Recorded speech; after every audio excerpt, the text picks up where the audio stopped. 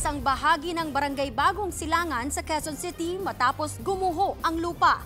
Kinakabahan naman ng mga otoridad dahil baka madamay ang isang bahay na nakatayo malapit sa gumuhong lupa. Live mula sa Barangay Bagong Silangan, nasa frontline ng balitang yan si Hannibal Talete. Hannibal, kamusta ang sitwasyon dyan?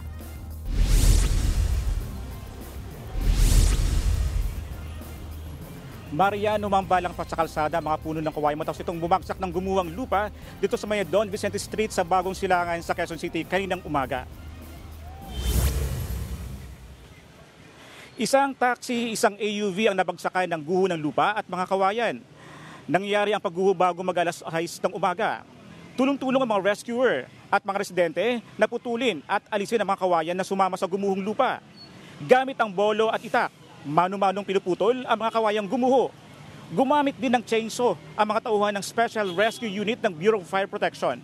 Sa gitna nito, pinangangambahan ngayon ang pagguho ng isang bahay na nakatayo sa gilid ng bangin kung magtuloy-tuloy ang buhos ng ulan. Lalo raw kasing lalambot ang lupa pag nagpatuloy ang ulan. Pero ayon sa may-ari ng bahay, matibay umano ang kinatitirikang lupa nito. Marian, sa ngayon, pasabol na sa mga motorista yung kalsada, no? At wala namang naitalang nasaktan sa pagguho ng lupa, pero hindi pa natatanggal ang mga nabagsakang mga sasakyan dito. Marian.